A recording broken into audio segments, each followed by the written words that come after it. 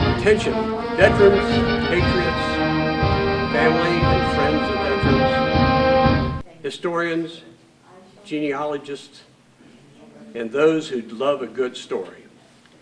This is one of the continuing episodes of our oral histories, and this one is entitled Veterans with Valor. Again, attention everyone. Present arms. Order, arms.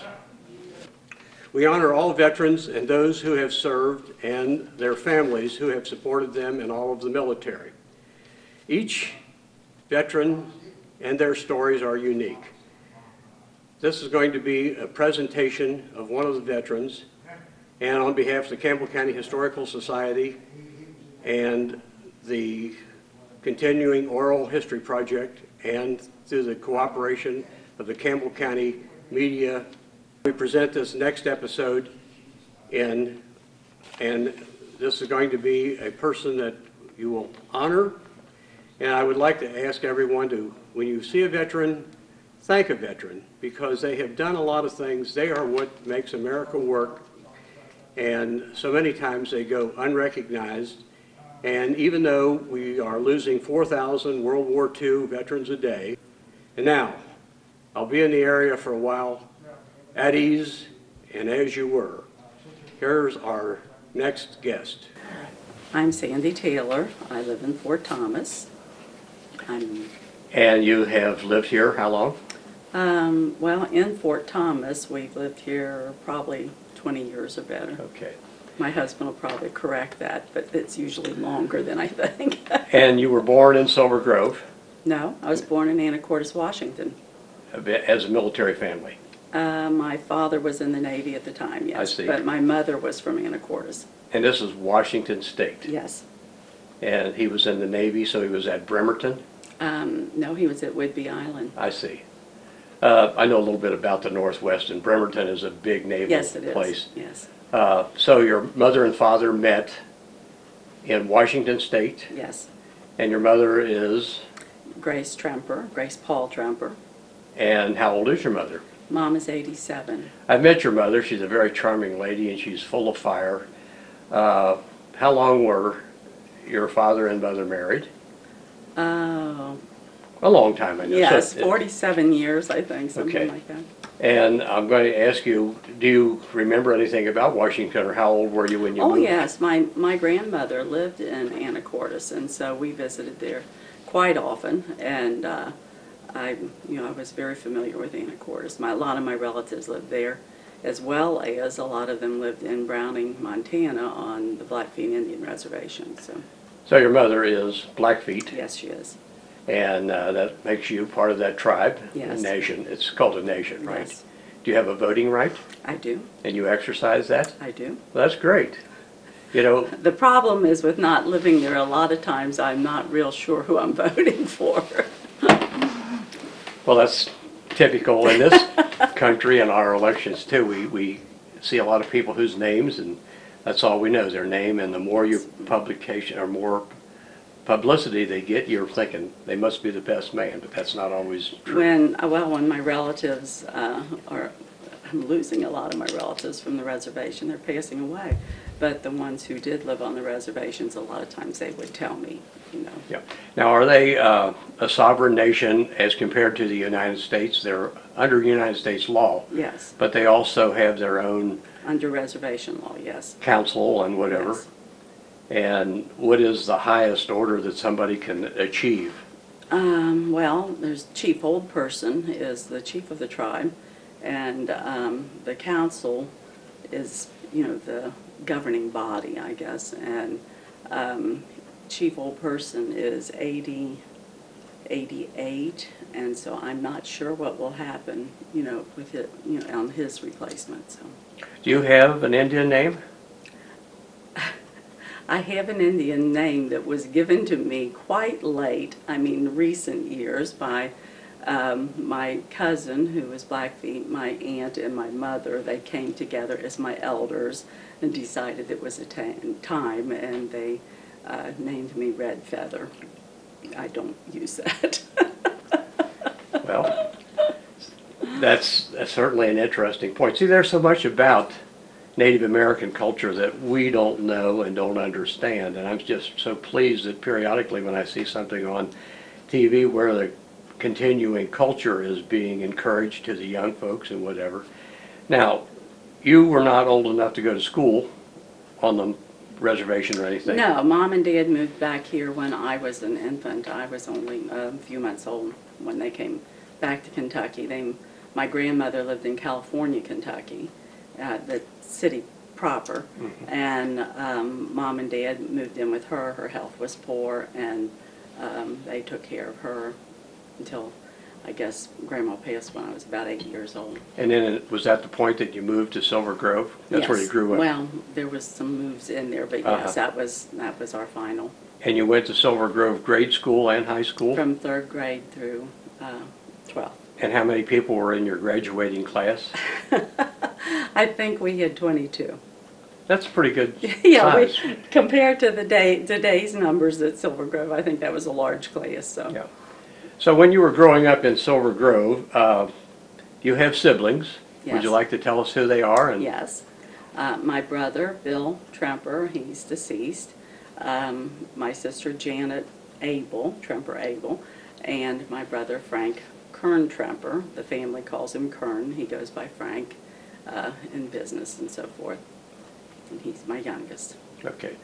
So after you graduated from high school, this is kind of where we're at for your military career. Mm-hmm. You went immediately out of high school, Yes. 2 or 3 weeks? Graduated June 5th, left for the Navy June 19th. And did you wind up at Great Lakes? No, my boot camp was at Bainbridge, Maryland. It was so hot and humid. And I went to boot camp there, I think 10 weeks. Had graduation. I was on the drill team. Typical of anybody who's suffering through boot camp. You know, I was afraid every day I wasn't going to make it. I think my biggest challenge was making my bed. They deliberately put stripes on the bedspread, and then they would come in and they would measure as to whether the stripes were exactly accurate. I was denied liberty the first time because I had some kind of a mark against my bed, and this was from a child who was raised. I had to make my bed every single day, but making the military bed was another thing. I can't explain how fearful I was of not graduating because I couldn't make my bed right. And I think everyone who has suffered basic training and enjoyed basic training has that same anxiety. If they enjoyed it, there's something wrong with them. Well, I'll say this. A lot of folks learn discipline that they didn't have in their life before that, and that usually carries through that you're maybe not so much making your bed so that a quarter bounces on it. Did they do that to you? Yes, at this point in my life, I believe there was nothing at all wrong with my bed. I think it was what they tortured me with. I love the drill team. I love the drill team. I still can't keep my feet still when, you know, the marching music starts. But no, boot camp was not a pleasurable experience. The nice thing about our boot camp was it was also the commissary school. And so Good cooking. the food was excellent. You know, you always hear people complain about the military food, and our food was excellent. I went in at 112 pounds, I think, graduated from boot camp at like 130 pounds. The seamstresses were going crazy because every time I went in to be fitted for my uniform, I gained weight, and who gains weight in boot camp? But we had to shovel our food in 20 minutes, so I would eat so fast, you know, and the food was very good. And what did the drill team do? We marched in precision, and they, you know, it was the fancy type marching. Where For parades? Yes, well, Or just we didn't leave boot camp. Sure. You know, it was all on the boot camp, on the parade grounds there. We marched at graduation and put on a show, and it was a lot of fun. I really liked it. I also found out in boot camp that I wasn't the tallest person in the world. You know, going to school, I always felt like such a giant, and I got there and they put you in line by height, and I was about middle of the pack, and that was quite surprising to me. I thought I was so very tall. So Yeah. Now, for those that are listening that are unfamiliar with the military, you say you found out that you were just about in the middle. Yes. That's the best place to be in the military because if you're first, they ask you to do the push-ups again to show other people how to do it or to dress, and if you're last, you get to do it as punishment. Yes. So somewhere in the middle is the best place to be. And after you graduated from basic, they had something equivalent to advanced individual training. So it's your MOS. I assume the Navy uses that word. Yes. Military Occupational Specialty. What was yours? I was actually supposed to go to dental school in San Diego, and I had put on my request that I'd like to go to Newport, Rhode Island. So right before I graduated, apparently there was an opening in Newport, and so I was allowed to go to Newport, and I turned down the dental school, which my father almost had a heart failure over, and I went to Newport, Rhode Island, and I worked in supply and became a storekeeper. I see. So your tour was 3 years? Mm-hmm. And were you stationed other places besides Rhode Island? No, I was always in Newport, Rhode Island, and it was a destroyer base. I worked in the supply division, and I started out doing secretarial work in the administrative offices and worked directly under the commander.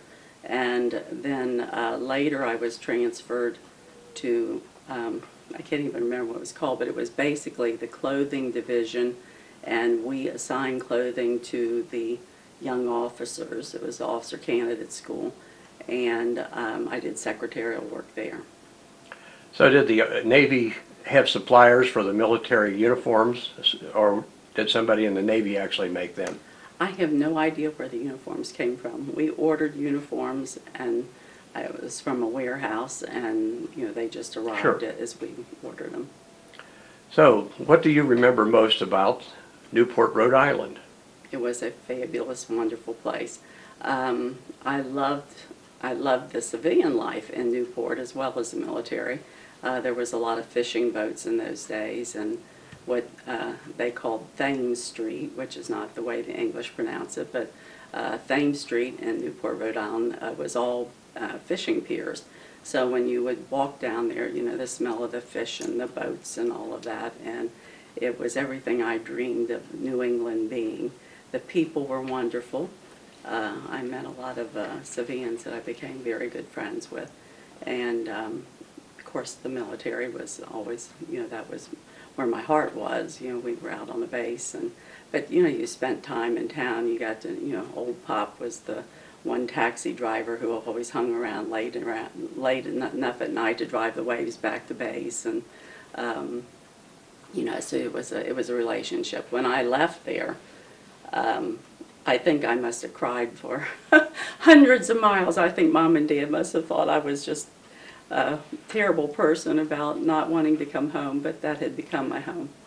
So did they pick you up and bring you home, or did you come home on a train? They came and got me, and I had, it's kind of well, it's probably not a good military story, but I had wanted to re-up, and so I had put in what we called a chit, a request chit, to re-up, and my chief called my dad and suggested that he and Mom should come and get me because I needed to become a civilian again. It was a hard time to adapt to civilian life after being in the military. Yeah. Now, you mentioned you cried coming home, probably because of a lot of friends you're leaving behind and a lot of very good memories and not knowing what's going to happen next. And I'm thinking that most of us that had spent any time in any close relationship with fellow soldiers, fellow sailors, whatever, those friendships last a lifetime. Yes, they do. You just pick up where you left off. Yes. Now, do you communicate with any of the people? I do. I have one couple in particular, RK and Nancy Moore. They live in Colorado now. Well, I shouldn't say they. RK passed away last year. But I was stationed with RK, and he was in personnel and I was in supply. And we became friends, and his wife and I became very good friends and still are. And they named their son after my brother, Kern. His name's Jason Kern. And he and RK and my father became great friends. And so, yes, I did keep in touch with him. See, and it turns out to be a smaller and smaller world each time you meet somebody Yes. that maybe has another connection, either through the military or through a college that you went to or some job or something like that. So now I'm going to ask you, I have a question. Why did your father want you to be a dentist? I don't think it was so much that he wanted me to go to dental school as much as it was he wanted me to go to a school and, you know, have the training when I came out, where when I became a storekeeper, I was doing clerical work and I could have done that on the outside. So he just wanted me to, you know, to have the training. And he loved San Diego. It was probably a real good excuse to visit me in San Diego. I thought maybe he was in the Navy He had as been- a dental. No. Okay. He was in aviation. He was an aviation metalsmith. So he just loved San Diego. Clear until he passed away, he loved San Diego. so was your father stationed in San Diego at some At point some when he was point, in the Navy? yes, early on, before he went to Washington State. And I don't remember the sequence, but I know that he was stationed there, and it was part of his training was out of San Diego or near San Diego. Yeah, and see, a lot of folks don't realize about different jobs. Every service has a group of people that do different things on airplanes or Yes. tanks or, well, maybe not so much the Navy, but they have ships. And the aviation as well. Right, so he worked on airplane Yes. skins and things like that. So it was a very good job, I'm sure, and the fact that he wanted you to go to school. Now, you succeeded very well in life. Did you go on to any other schooling after you left the military? When I got out of the Navy, I went to Eastern Kentucky on the GI Bill. I didn't complete my education there, but I did attend for a year, and then I went to, I got married, and we moved to Ashland, and I went to the UK Extension in Ashland for a semester. So have you always been in the working field, or were you a home housewife at some point?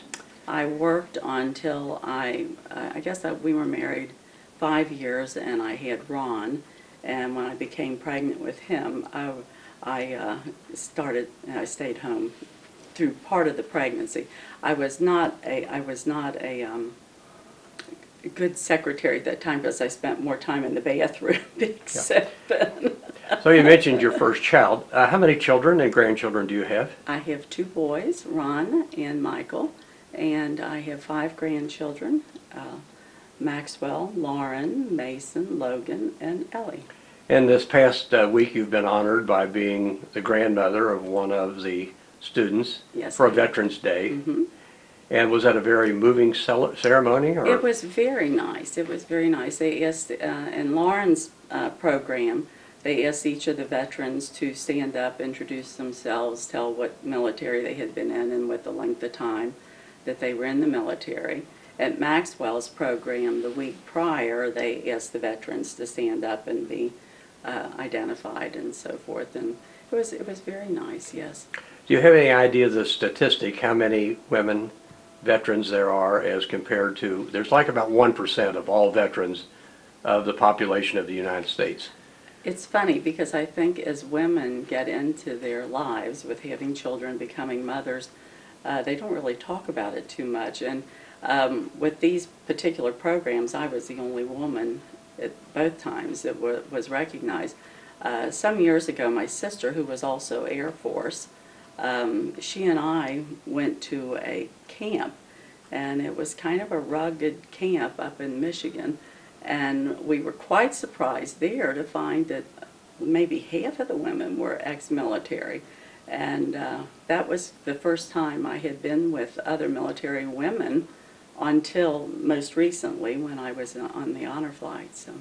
Well, would you like to tell us a little bit about the honor flight? What exactly did you do? What time did you start? Well, I had to get up at 4:15, and I had to be out at the airport, I think, at 6 or 6:30, I can't remember now.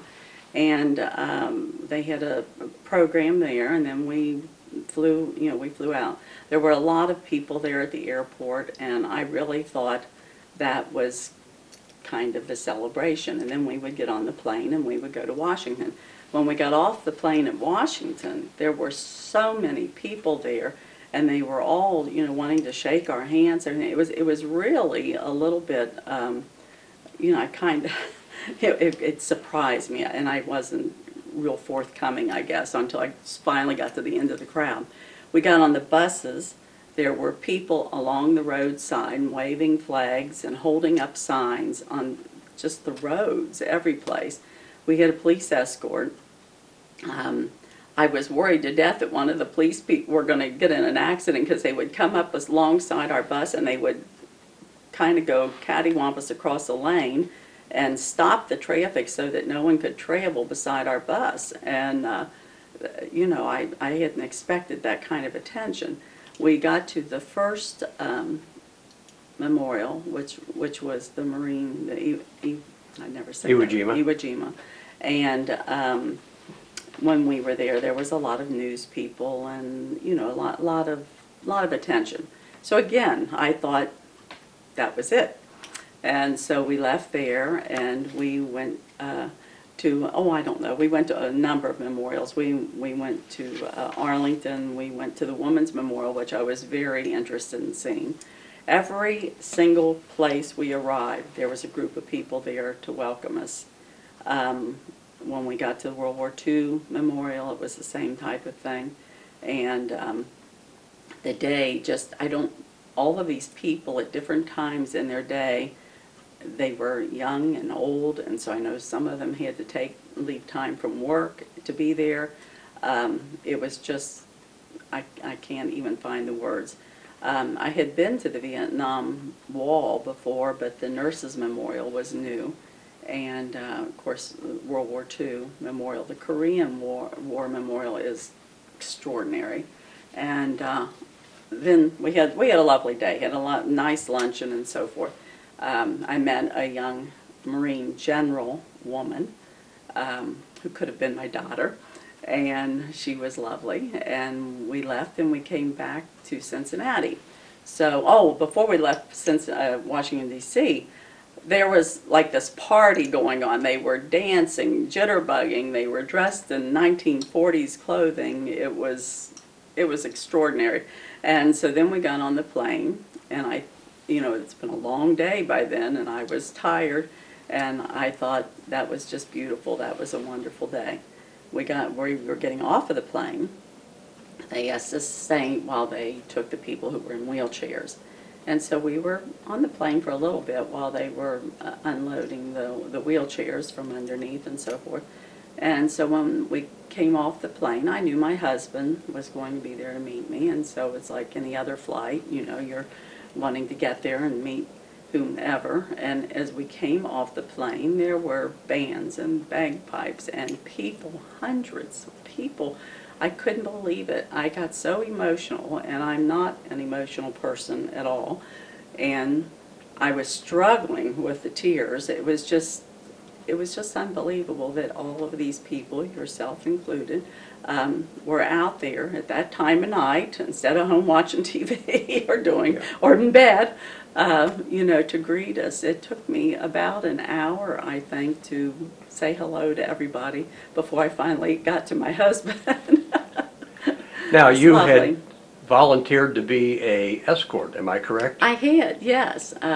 My cousin was in the Navy, and as a little girl, I remember when he left. It was during the Korean conflict, and I never wonder why they always call it conflict, the Korean War.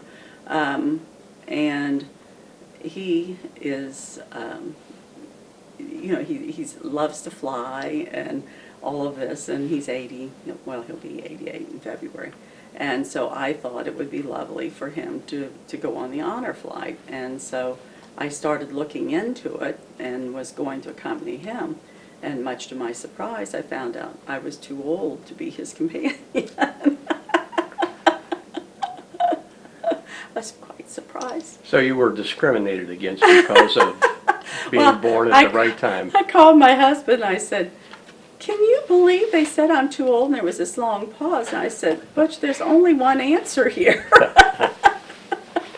So anyhow, you were honored and you were surprised, and that is such a wonderful ceremony. Now, Yes. I'm going to back up a little bit to your military career. Were there a lot of people, you mentioned Korea, were there people, professional military, women and men from Korea or earlier that was connected with where you were up in Rhode Island? No. No, it was all young people. Yes.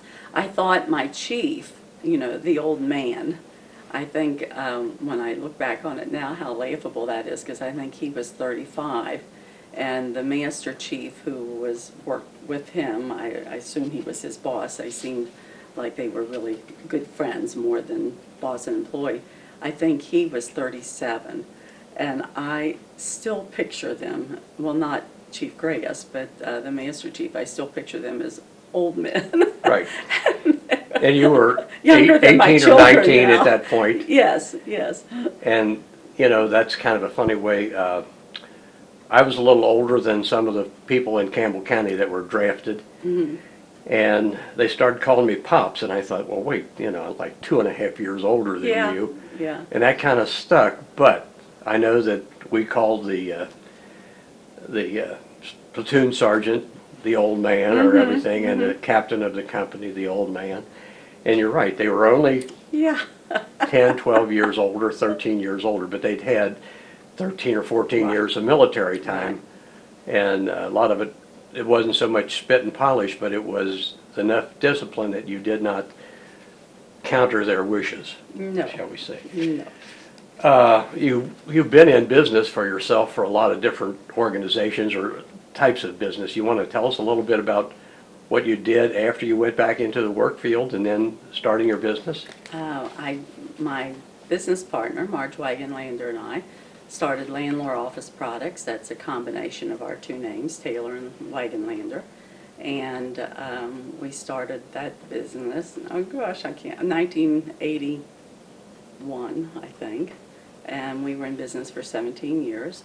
We started our first location was at Taylor and Fairfield Avenue in Bellevue. And we outgrew that, a year maybe. And we moved to a building on Mama Street, right next door to the Dixie Chili Parlor. And then the fellows, the Saracusanas owners, bought a building across the street, which had been a furniture store. And it was not going to be suitable for them with their chili. I think they were going to try to can their chili or something out of there. I'm not sure what their plans had been, but it wasn't suitable. And so we talked and we decided we would buy their furniture building and they would buy our building, since our building butted up against their parking lot. And so we moved across the street, and we were in, that had originally been a dime store, later a furniture store for many years, and so we moved into that location. A tornado had hit that building right prior to us buying it, so the whole back wall had been knocked in and the sprinkler systems had gone off. There was rotted carpet on the floor. Floors had to be replaced, walls, roof, it was a mess. But the nice part of that was then we were able to take and design it, and make it work, Yep. what was appropriate for us. And your furniture line, chairs and things like this, was mostly office products for industry? Oh, yes, we were a Herman Miller dealer. And you had, I know, chairs and desks and modular petitioning Yes. and various other things, but was there another branch of that, or? The office supply side of we sold, pens and pencils, I remember when Post-it notes first came on the market. That was a real big deal. I didn't think that was going to work. Well, the people that invented the glue for Post-it, that was a mistake. They were looking for something else. I'm sure you've heard that Yes, story, the yes. 3M people. Mm-hmm. And somebody got the idea, well, maybe we can put this stuff, since it comes apart, we wanted it to stick permanently. So the Post-it Yes. has become sort of a thing that on everybody's refrigerator, there's little orange and yellow actually- and blue. We actually had to give them away when we first started handling them because, why would you want to post it when you got scrap paper, and Scotch tape? But eventually, after you would give people a pay it, then the next time they ordered. But we started out in office supplies. That was what our first endeavor was office supplies. And Marge handled the sales, and I worked inside, did the billing and that type of thing. And then we became, I don't even remember honestly how we became interested in the furniture, but we did. And I guess we were selling furniture out of our catalog, because even though it was office supplies, there was low-end furniture in our catalog.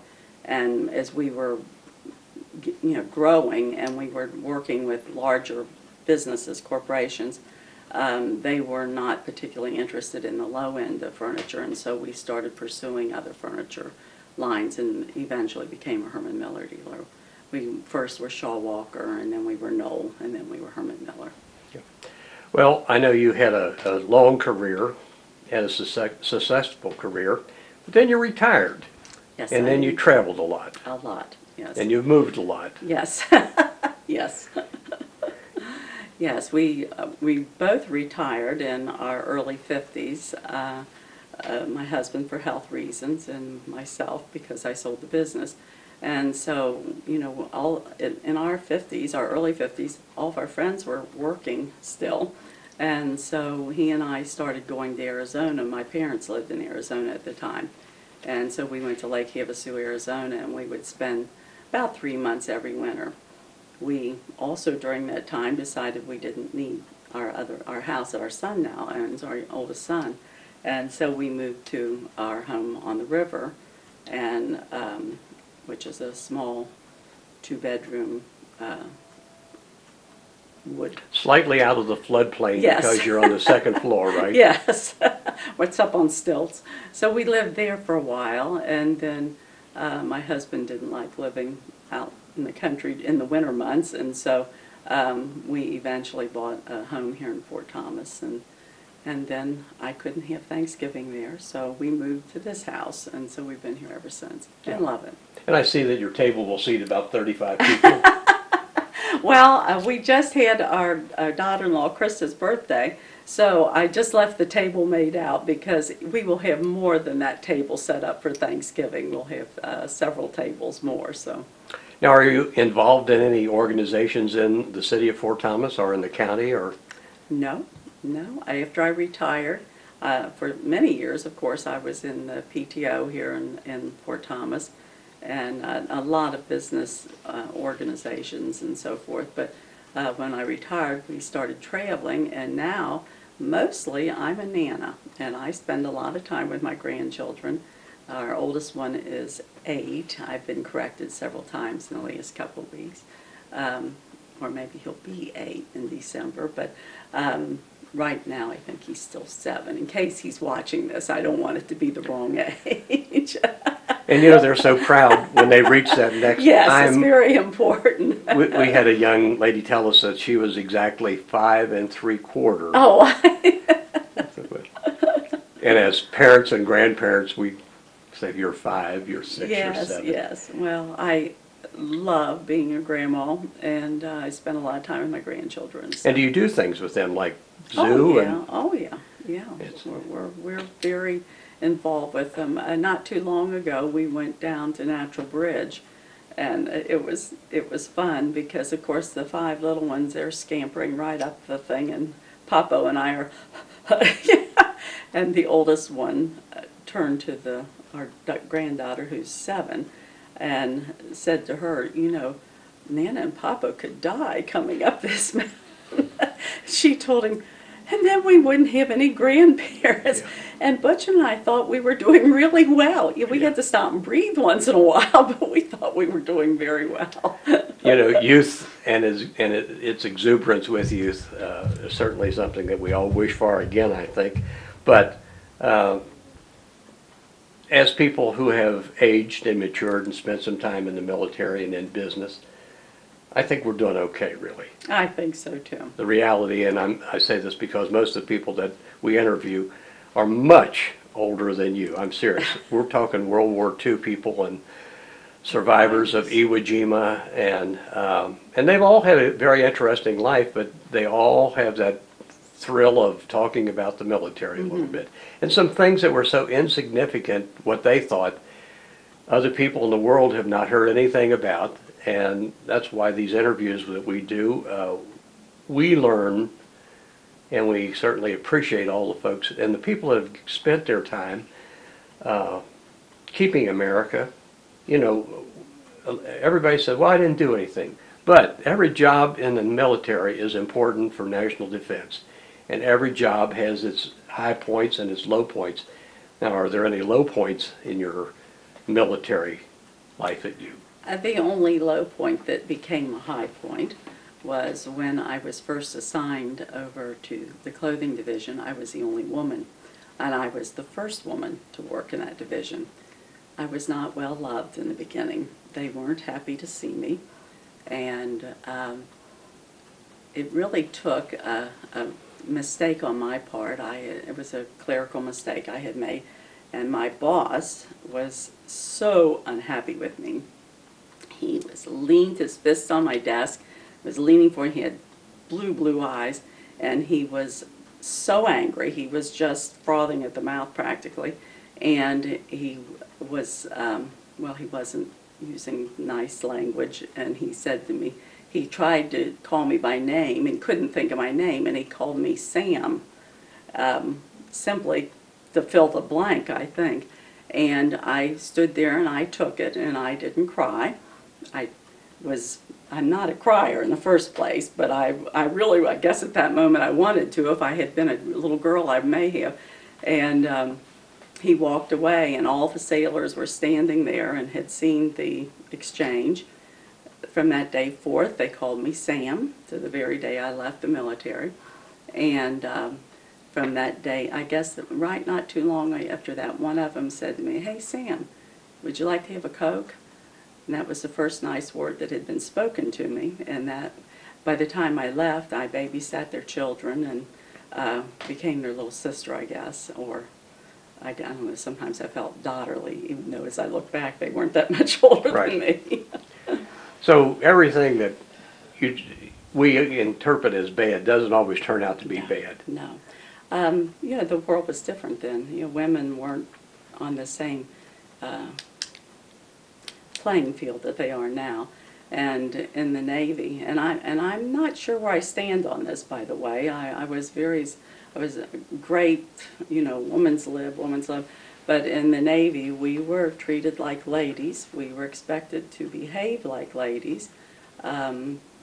Right to our undergarments, we had to wear a girdle. And if you were inspected and were not, then you could be written up. And, you know, we were, there was just certain expectations of us. And they didn't send, the nurses went into war, but other women didn't go into the war zones. And I want you to understand what you've done. You're the first woman to do that. You made the step that opened the doors for women after you. oh yeah, yes. Yeah, the military for the women after me has been quite different. It's quite different. Another thing that I was so surprised about when I got out of the military was to find that women were not paid equal to men. That was a big surprise to me because, of course, in the military, if you were a third-class storekeeper, you were a third-class storekeeper. It didn't make any difference whether you were male or female. And so when I got out of the Navy and I found out women were not paid equally, how can this be? You know, how can this be? They're doing the same job, you know. So so on some points, the military was a step ahead of the civilian life. Yes. Now, I'm going to ask a question again about your military. Your social life. Did you travel with a handful of other women? Or they didn't necessarily encourage you to be 2 or 3 together when you went into town? No. A lot of times you were because, you know, hey, I'm going into town, who wants to go with me kind of thing. And of course, I had a roommate early on. I didn't always have a roommate. Later, I was near my discharge date, so even though I should have moved to another barracks because I was a petty officer, but they let me stay in the original barracks, but I roomed alone. But originally, I roomed with Leslie Bays, who I had also gone through boot camp with, and of course we went to town together and Sure. so forth. Very good friends. Yes.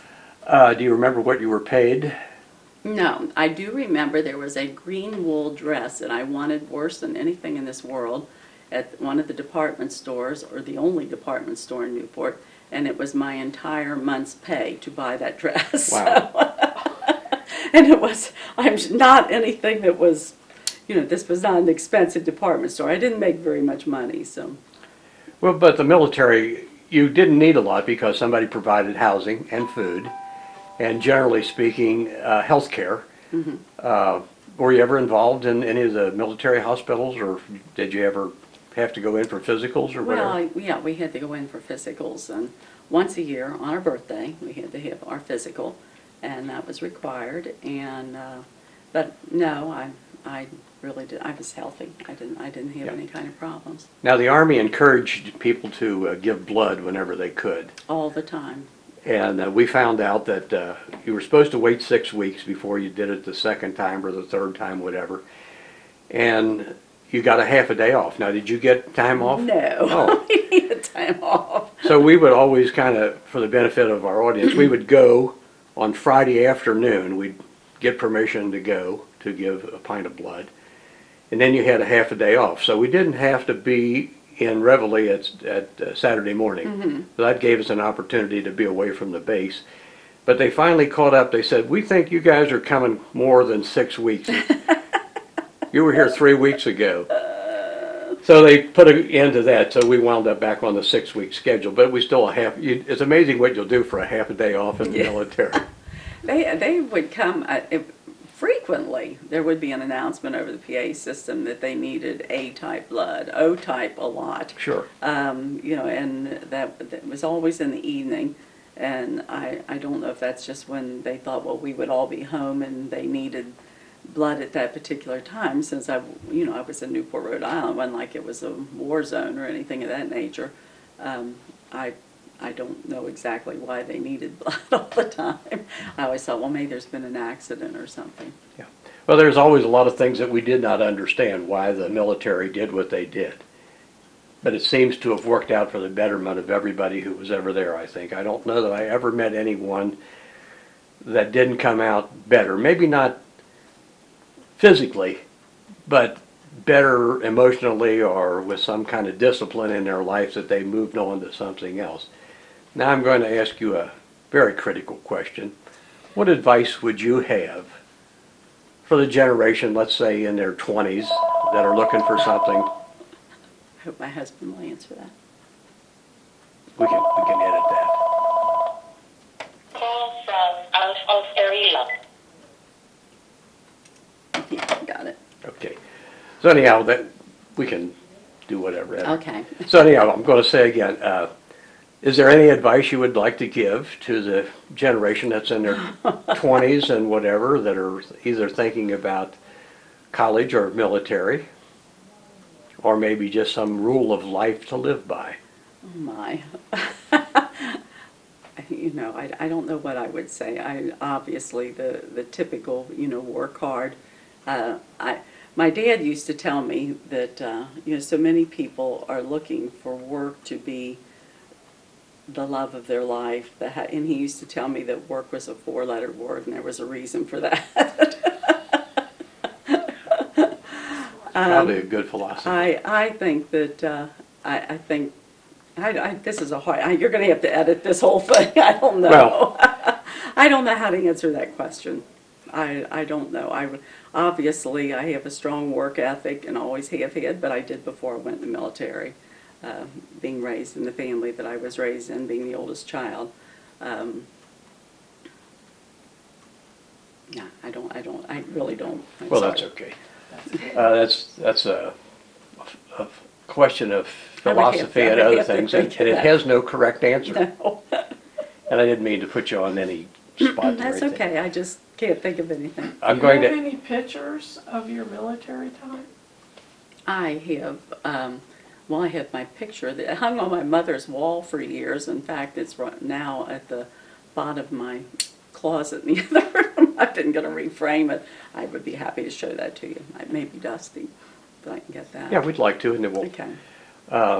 You filled out a veterans form for us, and there's we have a good collection. We've got like 13,000 people in Campbell County who have spent some time in the military, and some of this information has come from our files out at the Campbell County Historical Society.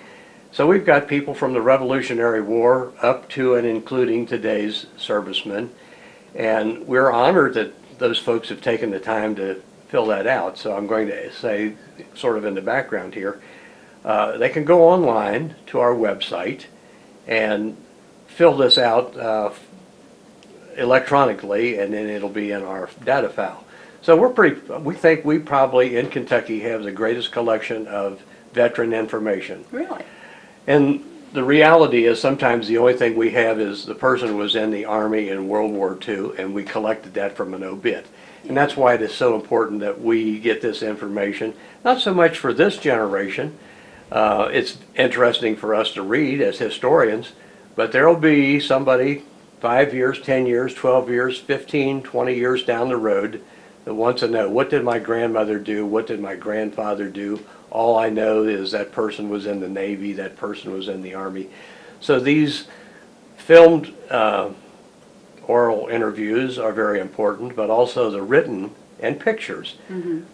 We have pictures of people in their Navy uniforms, Army, Air Force, and everybody looked like they were about 100 pounds, and we all looked like we were really kids at the time. But you know, we were kids in reference to age, but we certainly were doing things that were important. And the good thing is, those pictures flatter us, I think. I'd like to see that picture. Sure. I'm going to turn this off. I don't know. Were you ever on a ship? No, women weren't allowed to go on ships in those days. They weren't? No. The only ship that I was on a military ship on a dependence cruise one time. Got deathly seasick, so I'm really glad I wasn't on a ship. But no, we weren't allowed to go. I wasn't allowed to go overseas. I wasn't allowed to go into a war zone. I wasn't allowed to go on a ship. I could go overseas after I was 21, but not before I was 21. Different world. They were restricted. Different world. Weren't they? Yeah. It was a different world. Yeah, it's totally different. Well, that's a very nice picture and frame. I'm glad to see that you graduated above the garage and back to where it needs to be. Well, I'm going to have it reframed, which is the reason it was on the, am I moving that around? I'm sorry, I didn't know you were still, that's the reason it was on the floor of the closet in the other room, because I'm getting ready to have it reframed. My granddaughter just asked me for a copy of the picture for her class, and my friend I referred to earlier, RK and Nancy, they had been celebrating their 50th wedding anniversary, and so their daughter contacted me and wanted pictures, and I sent her a little, the same picture, but in a little wallet size that I don't even know where I got it. And so she had some copies made for me and sent it back after she used it. And so I had a little picture that I could give my granddaughter, but that's it. Well, if you've got an extra one of those little pictures, we'd sure love to have I it. just gave it to her. Well, that's so okay. Yeah, I don't That's know okay. what I did with him, so.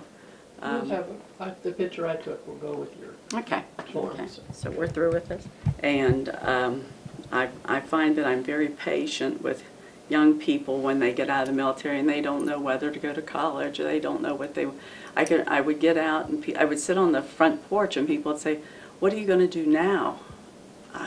I didn't know what I was going to do now, and I didn't talk like other people, you know. I would say I had to go to the head, not the bathroom. You know, I was going back to the barracks, not the dormitory. And it took a long time to drop the Navy lingo. And, you know, people would be looking at you like, you know, what? You know, instead of bulkhead and so forth. And so it was a hard transition for me. And then, of course, I went to college. It was the 60s. And with it being the 60s, the military people weren't exactly, Overly loved. Yes, they weren't, and I can't say that I have any terrible bad experiences, but I didn't feel comfortable at college. I was different from everybody So else. you'd already had a life. Yes, I was older. I was in a freshman class with a bunch of 18-year-old girls, and I was at the time 21, almost 22, and had been in the military, and suddenly, and had been so trained on we had to be a lady.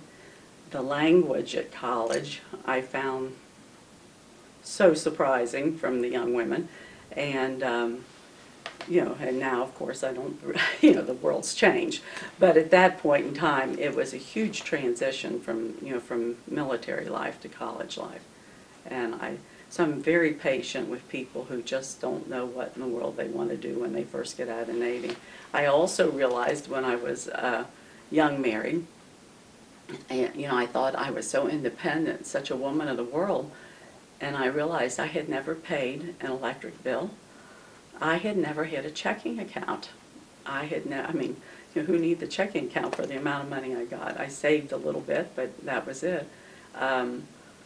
I had never paid a dental bill. I had never had to worry about insurance. All of those things were taken care of. So even though I thought I was so independent, I really wasn't, not at all. So all of that was different when I got out of the military. Sure. Well, as a veteran, I want to thank you for your service, and I want to thank you for the time that you've taken for the Historical Society. And I want to also congratulate you. You've had a successful life, and we're hoping no post-traumatic stress symptom with it. You don't look like you have. No, I had a great time in the military. A young 18-year-old woman and a zillion sailors, and yeah, I had a ball. A lot of good dates to pick from. I had a lot of fun. Yes. Yeah. Do you have any other questions? No. I'm good. Well, again, I thank you for your time that you've given us, and for those.